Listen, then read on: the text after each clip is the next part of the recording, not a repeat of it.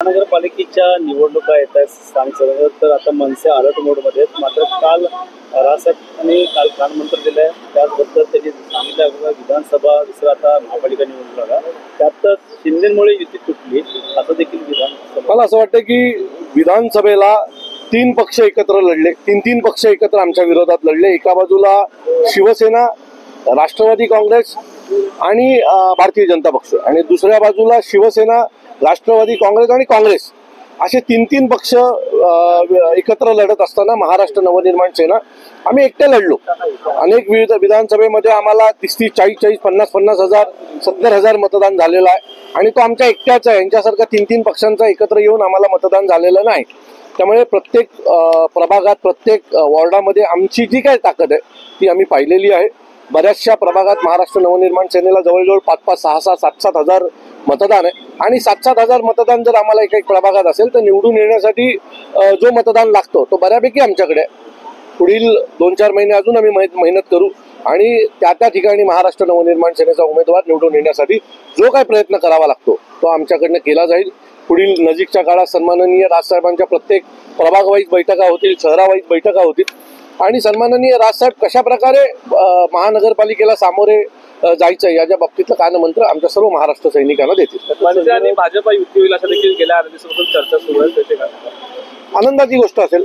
मनसे आणि भारतीय जनता पक्ष जर युती झाली तर आम्ही त्याचं स्वागतच करू, कारण मागच्या निवडणुकीतच आमची युती होईल असं बऱ्यापैकी चिन्ह वाटत होते, परंतु काही कारणास्तव ते झाले नाहीत आणि आम्ही एकटा लढलो, आमच्या ताकदीवर लढलो. भविष्यात देखील जर त्यांनी जर आम्ही एकत्र आलो तर त्याचा फायदा भारतीय जनता पक्षाला देखील होणार आहे. कारण विधानसभेत जर तुम्ही पाहाल तर अनेक ठिकाणी महाराष्ट्र नवनिर्माण सेना एकट्या लढल्याचा फायदा हा शिवसेनेला पण झाला आणि बीजेपीला पण झालेला आहे. सो बघूया नजीकच्या काळात कशा प्रकारचे निर्णय होतात. आशिष शेलार असतील, मोहित कंबोज असतील आणि महापालिकेच्या निवडणुकीत मला असं वाटतं की राजसाहेबांना भेटायला सर्वच नेते जातात. अनेक जण त्यांचे मित्र आहेत आणि महाराष्ट्रातलं एक मोठं नाव आहे राजसाहेब ठाकरे. त्यामुळे आज आशिष शेलार मंत्री आहेत, मोहित कंबोज भेटायला गेले असतील तर मला असं वाटतं की सन्माननीय राजसाहेबांना भेटायचा प्रत्येकाला अधिकार आहे आणि त्यांच्याकडून महाराष्ट्रातल्या विविध विषयांवर त्यांची चर्चा झाली असेल. मला ते नवीन नाहीये. आशिष शेलार अनेक वेळा सन्माननीय राजसाहेबांना भेटायला गेलेले. सर, पाहायला गेलं तर शिवसेनेकडनं देखील शिंदे गटांना बोललं जातं की मनसेमुळे देखील आमचे काही उमेदवार पडले. योगेश प्रधानांचं म्हणणं आहे की एकत्र यावं, मात्र त्यांनी आमच्या नेत्याबद्दल बोलू. मला असं वाटतं की आता मागे जे झालं ते विसरून आम्हाला पुढे जायचंय. जर युतीसोबत जाता आलं तर आनंदाची गोष्ट आहे आणि त्यामुळे मागचं आम्ही सगळं विसरलेलं आणि नवीन सुरुवात केलेली आहे. भारतीय जनता पक्ष युतीमध्ये महाराष्ट्र नवनिर्माण सेना जर आली तर त्यांची देखील ताकद वाढणार आणि आमची देखील ताकद वाढणार. काळामध्ये ज्या त्या युती जी आहे एकनाथ शिंदेमुळे तुटली होती त्याविषयी काय वाटतं? खरंच काय नेमकं कारण असं होतं? मला वाटतं याच्या बाबतीत या कुठल्याही बैठकीत आम्ही कोणी उपस्थित नव्हतो. त्यामुळे सन्माननीय राजसाहेब ज्या वेळेला या बाबतीत मेळावा घेतील आणि त्यावेळेला बोलतील त्यावेळेला ती भूमिका स्पष्ट असेल.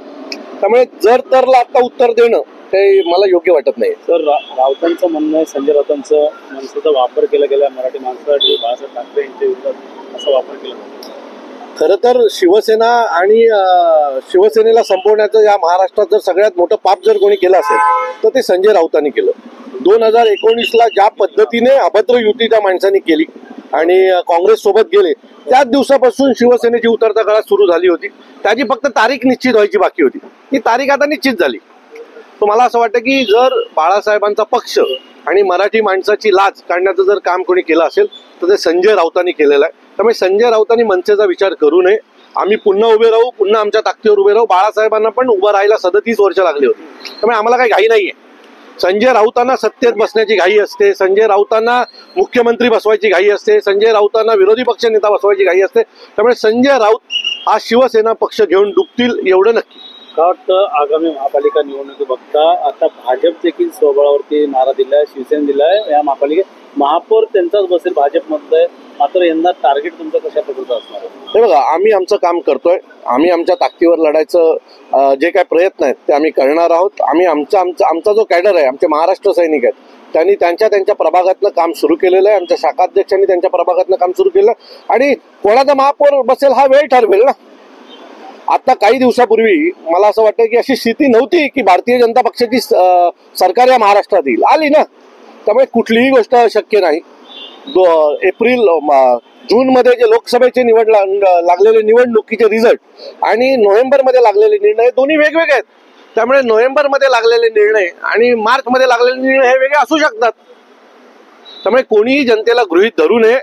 तुम्हाला चांगलं आठवतंय की 400 पार हे अंगाशी जसं आलं होतं तसं यावेळेला आमचा महापौर हे अंगाशी येऊन देऊ नका, एवढीच माझी त्यांच्याकडे विनंती आहे. लाडकी बहीण योजनेसंदर्भात पाहिलं तर महायुतीने योजना आणल्यात, मात्र त्याचा फटका देखील आर्थिक याच्यावरती बोजा पडतोय. तसं बघतात ह्या एकूण बनवून कॅटचा देखील रिपोर्ट आलेला आहे. मला असं वाटतं की विविध योजना तुम्ही आणताय, लोकांना मोफत फुकट काही गोष्टी देण्याच्या ज्या काही सवयी लावताय त्याने महाराष्ट्राचं नुकसान होतंय. महाराष्ट्राचं इन्फ्रास्ट्रक्चर ज्या प्रकारे उभं राहायला पाहिजे त्या सगळ्या गोष्टींमध्ये तळतंय. महिलांना रोजगार द्या, व्यवसाय द्या, त्यांना विविध स्कीम द्या, त्यांना त्यातून लोन द्या आणि त्या लोनच्या द्वारे त्यांना त्या सक्षम करण्याचा प्रयत्न करा. हे तुम्ही पैसे देऊन त्यांना हातबळ करता एवढं निश्चित.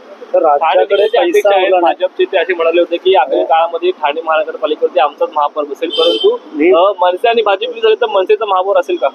नाही, माझं मत आहे की आम्हाला लढू द्या.